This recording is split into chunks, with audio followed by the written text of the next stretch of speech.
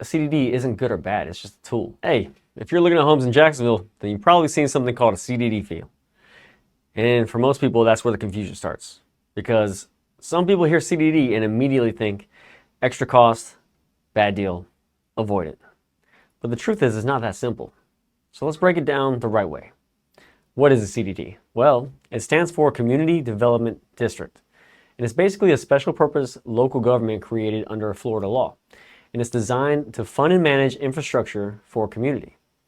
A CDD, it isn't a random fee. It's how the community that you're buying into was built.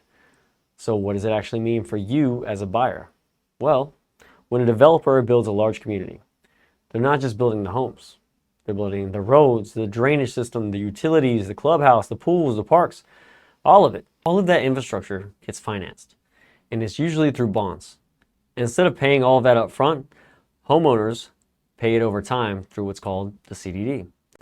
Now, you're not just buying a house, you're buying into everything around it. Here's where most people get it wrong. A CDD has two parts. Part one is going to be the bond itself, or the debt portion. This is the part that pays back the cost of building that community. And that usually runs anywhere from 20 to 30 years. And then once it's paid off, it can go away. The second part is operation and maintenance. This is the part that never goes away. It covers things like landscaping, amenities, and keeping the community running.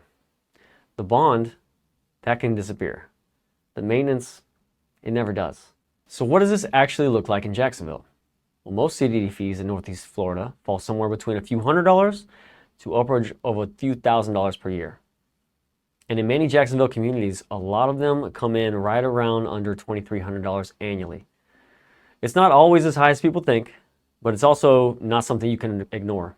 Here's the biggest mistake I see people focus on. They focus on the fee instead of seeing what the fee is actually doing.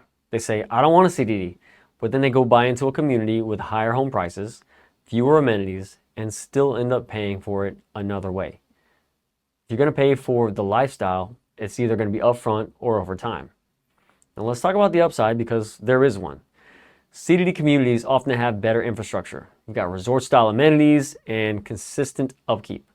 But because of that, they can help support property values over time. It's not just a cost, it's funding the lifestyle that you're living in. But let's keep it real, because there's also a downside. It's an added expense. It shows up on your tax bill. And if you don't understand what's going on, it can catch you off guard. And even if the bond gets paid off, you still have that maintenance portion. CDD doesn't go away completely. It just changes over time. So here's how you're actually going to approach this the right way. Step one, look at the total monthly payment, not just that home price.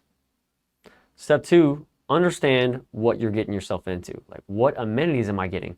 Is the location justifying it? What about the community quality? Step three, check if the bond is still active or if it's already paid off. Don't just ask, does it have a CDD? Ask, what am I getting for that CDD? And at the end of the day, a CDD isn't good or bad, it's just a tool. Some people use it to get into high quality communities without paying everything up front. And others avoid it because they'd rather keep their monthly payment lower. It's not just about avoiding a CDD, it's about understanding what you're getting for it. If you're looking at homes in Jacksonville and you're not sure how CDDs impact your situation, DM me CDD and I'll break it down exactly what it looks like for the homes that you're considering. I'm James Griffin with Mobed Realty, and I appreciate you joining us today.